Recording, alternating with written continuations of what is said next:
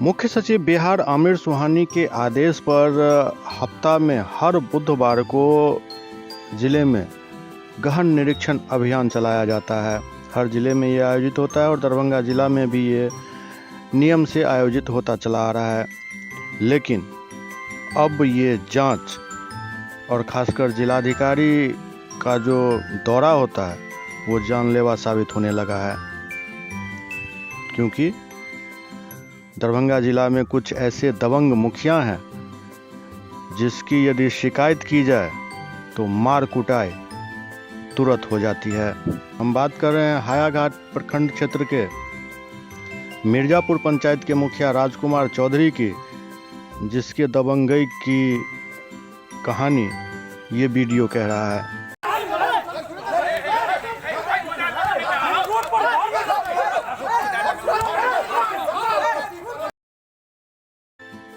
ये वीडियो तेज़ी से सोशल मीडिया पर वायरल हुआ है और इस वीडियो की सच्चाई भी सामने आ चुकी है। दरअसल जिलाधिकारी बसहा मिर्जापुर पंचायत का निरीक्षण करने पहुंचे थे।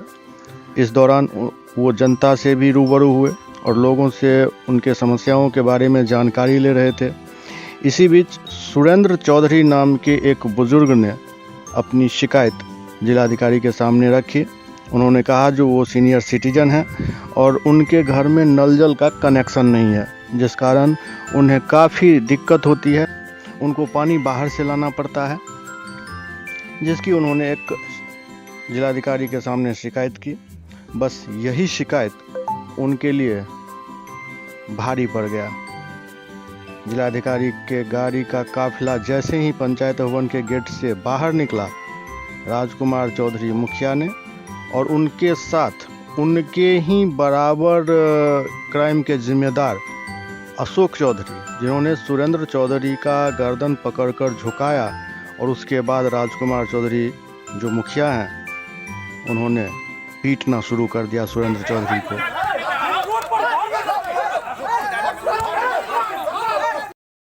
मामला यहीं ख़त्म नहीं होता है। इस मार पिटाई के बाद जब ये वीडियो तेज़ी से वायरल होने लगा, खबरें बनने लगी, उसके बाद राजकुमार चौधरी के विरुद्ध सुरेंद्र चौधरी ने एक शिकायत दर्ज कराई। जनता दरबार में जाकर जिलाधिकारी से शुक्रवार को उन्होंने मुलाकात की, अपना दुखड़ा सुनाया। उन्होंने बताया जो आपके निरीक्षण के दौरान मैंने जो शिकायत किया था उसके बदले में मेरे साथ मारपीट हुई है, अब मुझे न्याय चाहिए। जिलाधिकारी ने जांच उपरांत उचित कार्रवाई का भरोसा दिया। लेकिन मामला यहीं ख़त्म नहीं हुआ। जिलाधिकारी से मिलने के बाद राजकुमार चौधरी और उनके समर्थकों ने सुरेंद्र चौधरी के घर पर फिर से एक बार हमला किया और उनके घर का शीशा सब तोड़ डाला।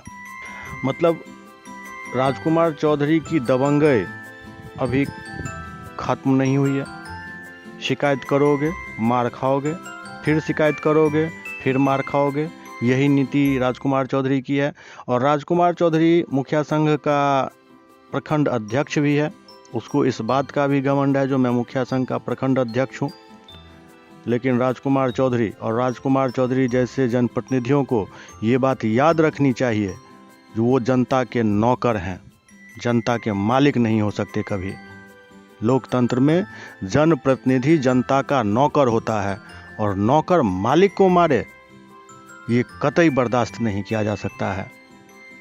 जिलाधिकारी समेत राज्य सरकार इस पूरे मामले पर ध्यान दे और ऐसे ऐसे दबंग मुखिया और जो भी जनप्रतिनिधि हो उसको सलाखों के अंदर धकेल दे, तभी जाके इनकी दबंगई कम होगी, ख़त्म होगी और जनता को न्याय मिलेगा। पिछले हफ्ता में बुधवारी जांच के दौरान डीएम का दौरा हुआ था आपके पंचायत में और आपके साथ मुखिया ने कुछ मारपिटाई की थी, क्या मामला है? सर ऐसा है कि डीएम साहब आए ये बुधवारी पर निरीक्षण में, तो हमको मालूम पड़ा तो मैं सोचा कि 2 साल से हम पानी के लिए कर रहे हैं, हमारे घर में नल का कनेक्शन नहीं है। अभी के समय में तो पानी जब चापाकल सब सूख गया है तो पानी का दिक्कत होता है। हम सीनियर सिटीजन हैं, बाहर से पानी लेकर आना पड़ता है। तो डीएम साहब से एक बार कोशिश करते हैं अगर वो मेरा बात सुन लें।